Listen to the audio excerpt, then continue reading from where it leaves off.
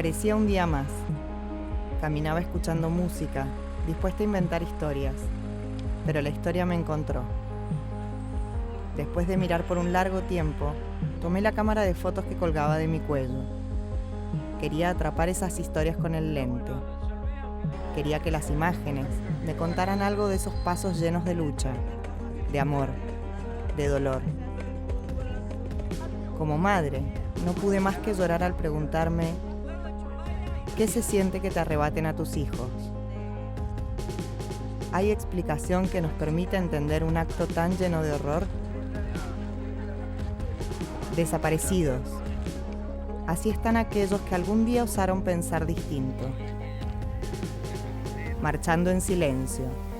Así están ellas, manteniendo viva la esperanza de enterrar algún día esos restos. Restos que dicen de la intolerancia del poder. Restos a los que aún hoy les debemos un duelo.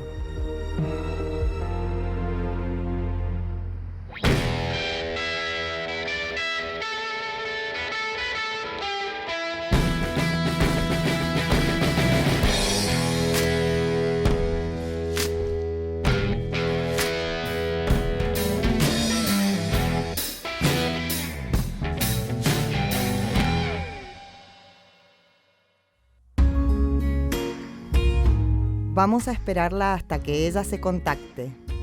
No es una situación fácil para ella.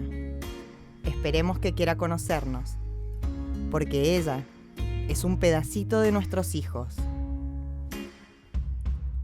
Un gesto de integridad y nobleza describen a la gran mujer que hay detrás de esta frase. Después de 37 años de lucha y espera, de lágrimas y dolor, sonó el teléfono y la alegría se hizo eco. Esta madre a la que los militares le robaron un hijo en la última dictadura cívico-militar argentina, hoy puede disfrutar un poco de su Walter en los brazos de su nieta y en el incesante juego de sus bisnietos. Hoy, la lucha sigue y la plaza espera cada jueves a esos pies un tanto gastados. Su nombre es de origen hebreo y significa rebelión del pueblo. Pero la historia me dice que significa capacidad para hacer del dolor una lucha diaria por la memoria, la verdad y la justicia. Hoy viene descalza María Azof de Domínguez.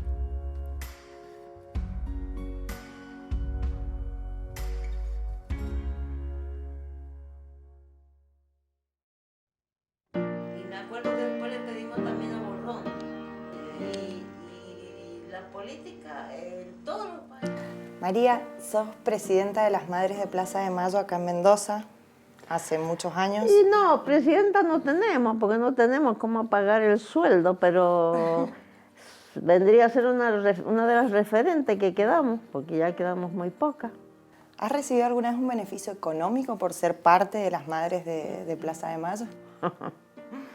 Y no ve la casa que tengo. No, nosotros nunca. Acá en Mendoza por lo menos nunca. Ni pedimos ningún beneficio económico a ninguno de los gobiernos que fueron asumiendo desde el 83 hasta la fecha. Siempre nos hemos manejado sola, hemos querido ser independientes, que nadie nos dijera qué teníamos que hablar o qué es lo que teníamos que hacer. Así que tratamos siempre, hasta el día de hoy, de hacer todo por nuestra cuenta. Lo único que sí, el año pasado, cuando estaba Cristian Bacín en el Ministerio de Desarrollo Social, como vio que una de las madres que vive en Rodeo de la Cruz no podía venir a la plaza porque ella no podía subir al micro, entonces sí mandaba un auto del gobierno los jueves, la llevaban y la traían nomás a madre. Ese es el único beneficio que hemos recibido de todos los gobiernos que han habido. Porque al principio nosotros nos acostumbramos en todo el país, las madres de Buenos Aires, de todas las provincias donde había madres, empezamos a pedir audiencia con los gobernadores que iban asumiendo, como ser nosotros acá en las provincias. Y el primero que nos recibió fue el doctor Llaver. Y bueno, fuimos y le contábamos lo que pensábamos, llevábamos denuncias de muchos represores de acá de Mendoza. Y él nos escuchó y después lo que nos dijo, que a él también se le había muerto un hijo, que él entendía la desesperación nuestra y la pena nuestra, pero no fue lo mismo. A él se le murió un hijo en la cama, con médico, y él lo vio, lo enterró, nosotros no. Entonces ya después le pedimos, no me acuerdo quién vino después de él de gobernador, y me acuerdo que después le pedimos también a Bordón. ¿Y qué le pedían?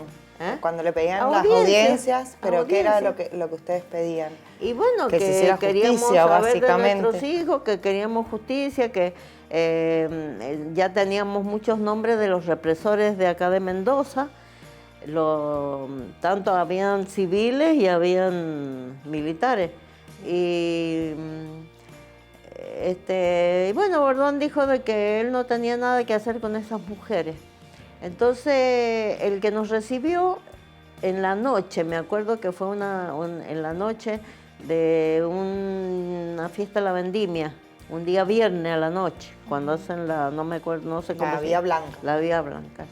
Entonces, nos recibió ahí en la legislatura, que fuimos varias madres, y ahí fue la presidenta que tuvimos, que fue la única presidenta que tuvimos, Elsa de Becerra. Y fue el doctor Guevara Padre con nosotros, que ha sido el único abogado que ha estado al lado nuestro desde que volvió del exilio él.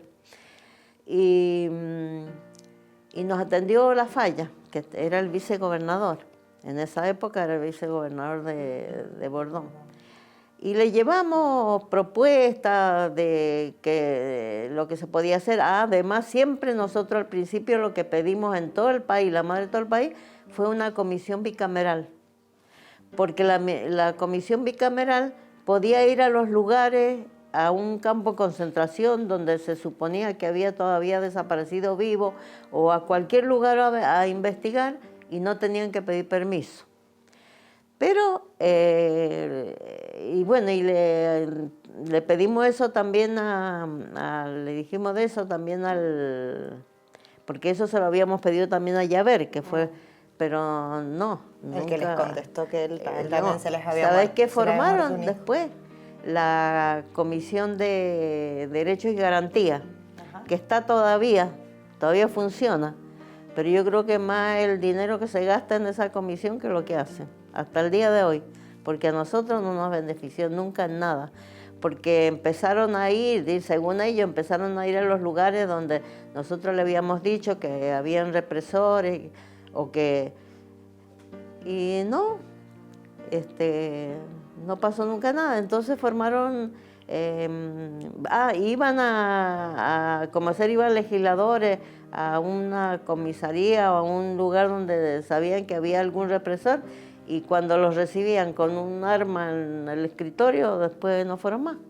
Los asustaban así. Claro. Y bueno, entonces eso para nosotros, la Comisión de Derecho y Garantía, no sirvió para nada. Nunca descubrieron nada, ni nunca investigaron nada. ¿Cuándo fue que vos empezaste a ver que realmente importó el tema de los desaparecidos en Argentina y que se hizo algo y que vos sentiste que por primera vez las madres estaban siendo escuchadas? ¿Existió ese momento? Sí, que existió. ¿Sí? Y sí que existió a partir del 2003. ¿Con Néstor? Con Néstor, como presidente, fue para nosotros, qué sé yo, para nosotros ha sido como Dios. ¿Qué sentiste cuando bajó la foto de Videla? Bueno, una emoción muy grande. Después, eso de recibir a las madres allá, y dijo que él era hijo de nosotras, de las madres, le dijo allá en Buenos Aires a las madres y todo. Eso fue para nosotros la alegría más grande que hemos tenido en toda la lucha, porque Alfonsín se hizo la campaña diciendo de que él sabía que había 5.000 desaparecidos vivos todavía, y lo dijo acá en Mendoza y nos lo dijo a nosotros también, porque nosotros lo acompañábamos cuando vino haciendo la campaña, y que si salía electo que iba a decir dónde estaban los desaparecidos. Pero asumió y el otro día se olvidó. Bien. Perdió la memoria por Pasa completo. mucho. Sí. María, me gustaría que me contestaras enseguida, que nos fuéramos al pasado, como estamos hablando ahora, a la noche de diciembre del 77. ¿Me contestas enseguida? Bueno.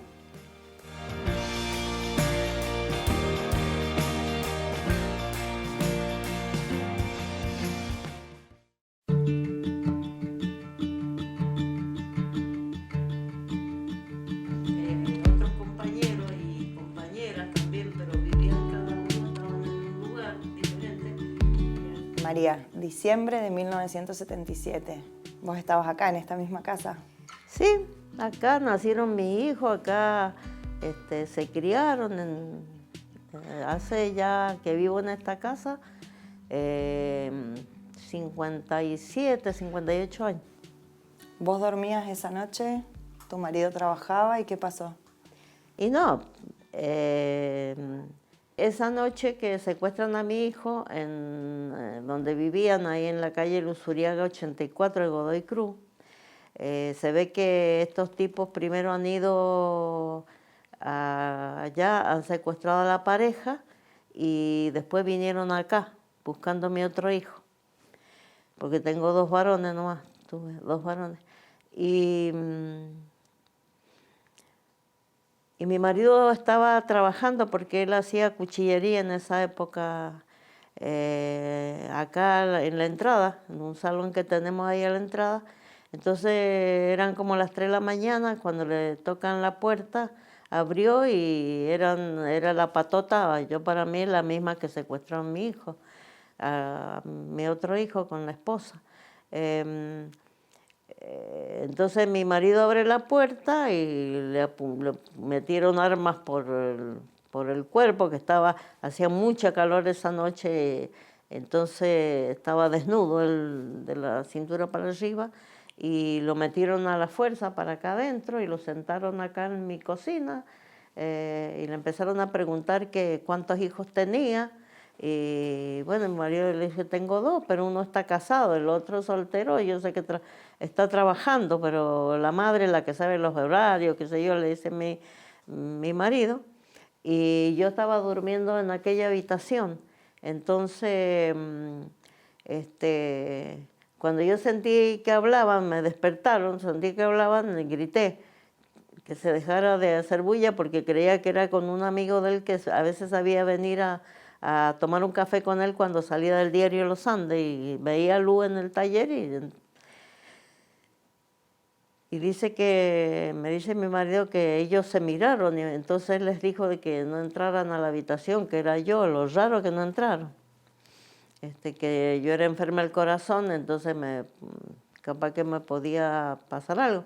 Y no entraron. Entonces mi marido, se fueron los tipos, anduvieron revisando por la terraza, buscando a mi otro hijo, se ve. Y después se fueron y lo dejaron ahí. Mi marido se quedó, como lo dejaron sentado acá en la cocina, así se quedó hasta la mañana, cuando yo me levanté a las 8 de la mañana. Y ahí me dijo, no entendía nada, ni él ni yo no entendía, lo que todavía no nos habíamos enterado, que habían secuestrado a la pareja. A Walter Y a Gladys. Entonces, como mi hijo alquilaba, la casa de que alquilaba era en la misma inmobiliaria que mi suegro tenía alquilado un departamento de acá al lado. Y yo tenía que ir ese día a cobrar la mensualidad para traérsela a mi suegro. Y cuando voy ahí me dice el dueño de la inmobiliaria, señora, dice, no sabe lo que ha pasado allá en la casa de su hijo, vino el dueño de casa muy enojado porque le han roto la puerta, porque rompieron la puerta que era de madera, una casa humilde. Y bueno, yo qué sé yo, como si se me hubiera caído un edificio encima, yo no entendía nada. No sé cómo hice para llegar acá. Y eran las 10 más de las 10 de la mañana y Osiris no llegaba, mi otro hijo, del trabajo, que se supone que tenía que llegar a eso a las 6 de la mañana, o 7 más o menos. Y bueno, pasó ese día, pasaron varios días y Osiris no aparecía. ¿Y qué pasó? Que parece que él cuando salió del trabajo ha pasado por la casa del hermano, porque me parece que ya andaba medio asustado porque 2 noches antes habían secuestrado al compañero de facultad de mi hijo, de Walter. Entonces, ha pasado por la casa del hermano y cuando vio la puerta rota se dio cuenta. Entonces no vino acá, no vino porque él no sabía lo que había pasado con nosotros, que se habrían venido a buscarlo acá o qué. Y se fue y después unos compañeros, anduvo todo el día, dice, en la ciudad como un delincuente, hasta que unos amigos de él lo llevaron a una finca allá en Santa Blanca. Y ahí el encargado de la finca lo tuvo ahí como hasta fin de febrero, que fue cuando recién él nos avisó que estaba vivo. Y nosotros ya habíamos presentado habeas corpus por él también. Claro, por tus 2 hijos. Sí, pensando que también lo habrían secuestrado, así que cómo hemos vivido, no sé, cómo llegamos. ¿Y Osiris se tiene que ir del país? Y no, Osiris no se fue ahí nomás. Osiris anduvo girando por el país, haciendo lo que podía. Sé que estuvieron primero con otro compañero de acá en Mendoza, estuvieron en Buenos Aires, en Mar del Plata, estuvieron ahí. Y ahí en el lugar donde estaban, otros compañeros y compañeras también, pero vivían cada uno, estaban en un lugar diferente. Y al lugar donde estaban las chicas, entraron también un día que justo ellos no estaban ahí ese día. Entonces secuestraron ahí 2 chicas mendocinas, una que estudiaba medicina y la otra chica sé que era de Godoy Cruz, yo no la conocía, a la que estudiaba medicina sí. Y bueno, ya se asustaron. Entonces ya de ahí se fueron para el sur con este chico amigo, anduvieron por allá, pero en todos lados era muy peligroso. Hasta que él se separaron y el otro pibe se vino nomás a Mendoza y él se quedó en Córdoba, porque ahí tenía un chico que había hecho el servicio, porque hizo el servicio militar también, Osiris hizo la Marina y dio la vuelta en la fragata Libertad, así que tuvo como 2 años bajo bandera. Él volvió del servicio militar a mediados del 75, decía. Y no, él no era el militante sí era Walter, pero él no, lo acompañaba porque era muy unido. Sí, de todas formas tampoco había por qué perseguir a alguien que pensara diferente. Sí, porque... Osiris se comunica con vos 2 meses después, Claro. Época en la que no existían celulares ni mucho menos, de que estaba desaparecido. Vos no tenías idea de qué había pasado con él ni con tu otro hijo Walter. Tampoco. ¿Seguís esperando que tu hijo Walter te llame? ¿Cómo lo vivís a eso? Porque hasta el día de hoy. es un duelo que nunca se hace.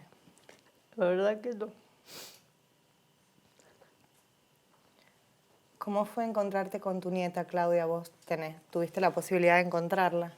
Pensaban que era un varón y que estaba en Córdoba y encontraron una nieta. ¿Qué te parece? Acá en Mendoza. ¿Cómo fue ese momento? Y una emoción muy grande cuando me avisó Estela, que justo habíamos vuelto de la plaza con Osiris. el 27 de agosto, el año pasado. Y suena el teléfono y era Estela de Carlotto. Y me extrañó, vi, porque hacía bastante que no me comunicaba con ella. Y porque nosotros acá en Mendoza siempre estuvimos unidas como madres, porque acá abuela nunca se formó porque se parecía al principio que la única que tenía, que había desaparecido, no era embarazada, era yo, pero no, hubieron varios.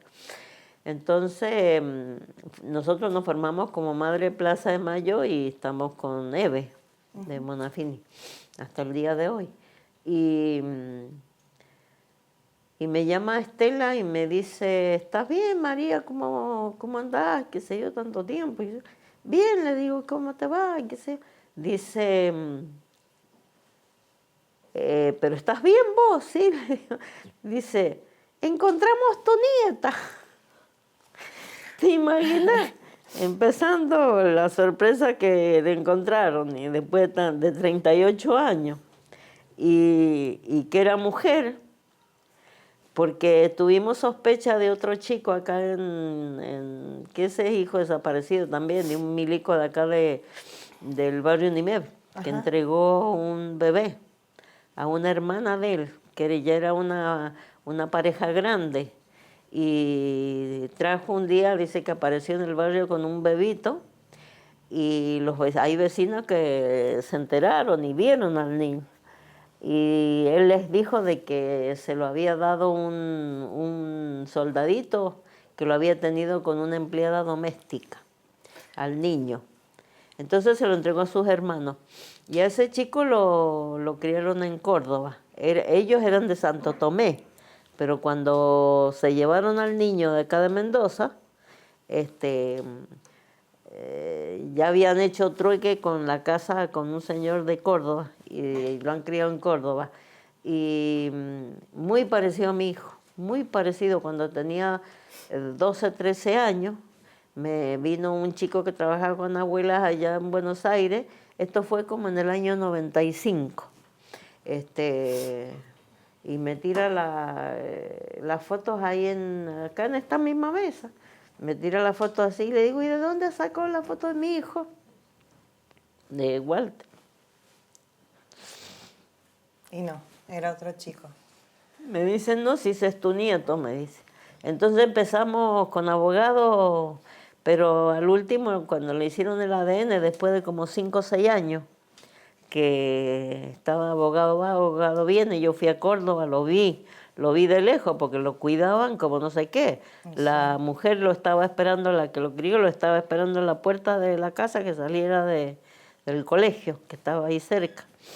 Y bueno, y lo vi todo, pero muy parecido, pero cuando le hacen el ADN no dio el resultado. Demasiadas mentiras. Me contestás enseguida qué significan para vos las abuelas y las madres de Plaza de Mayo.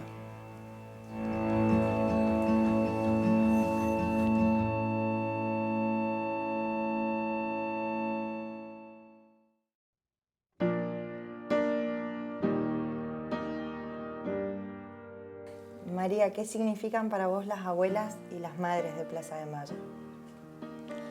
Y todo.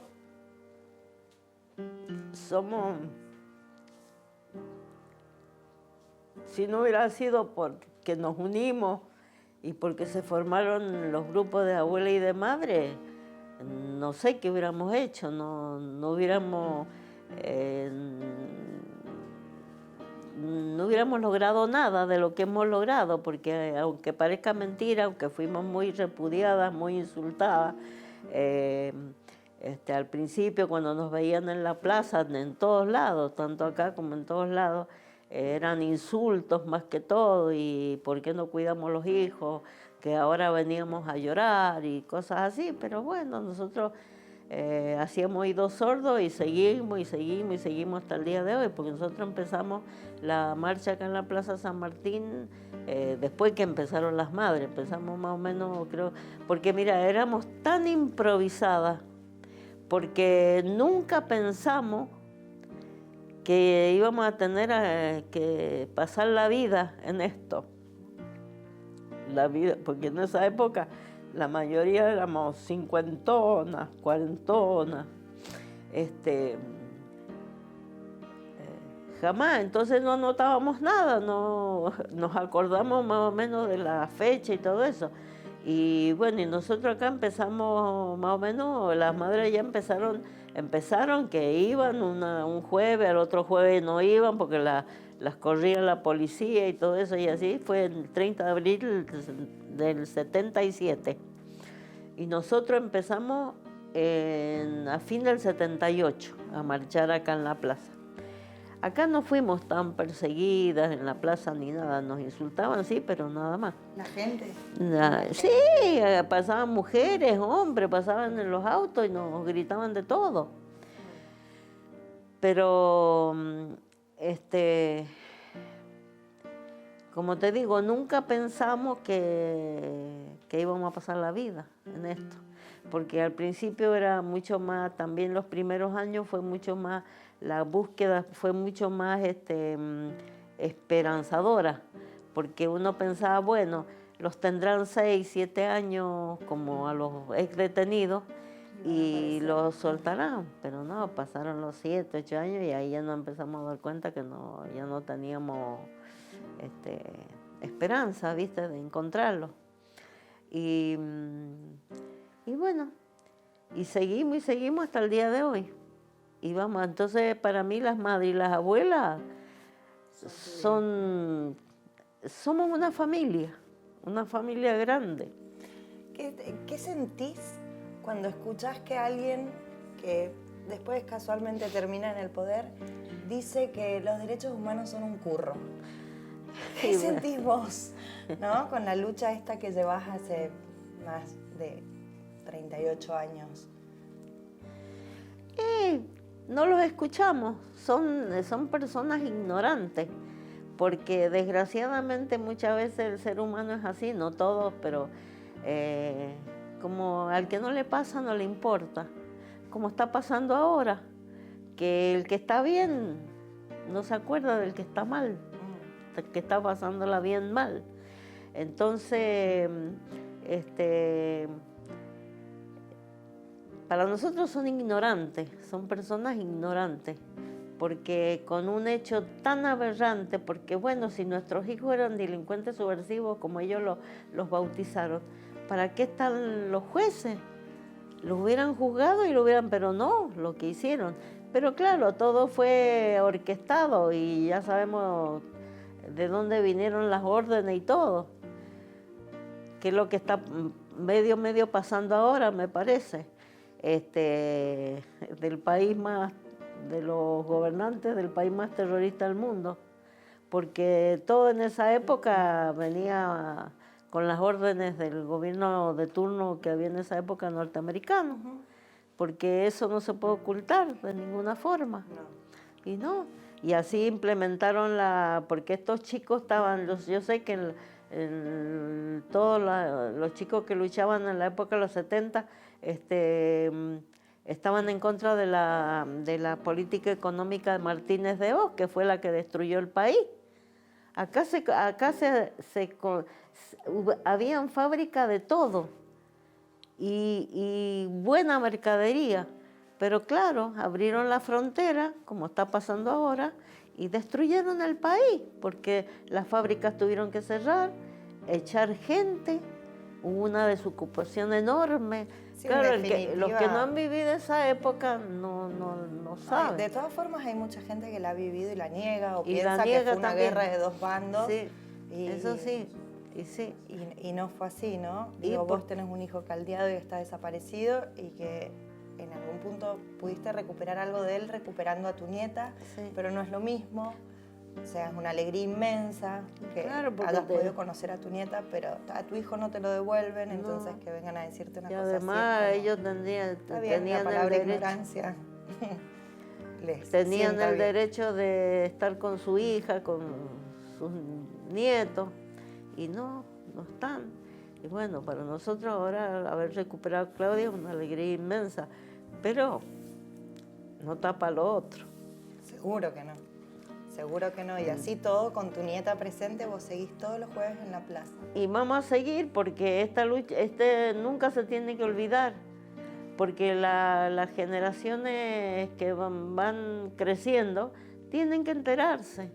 Y es de la única forma, porque ahora hay en algunos colegios, pero antes a la maestra que hablaba algo de los desaparecidos, capaz que la echaban, Sí, porque bueno. ha pasado así.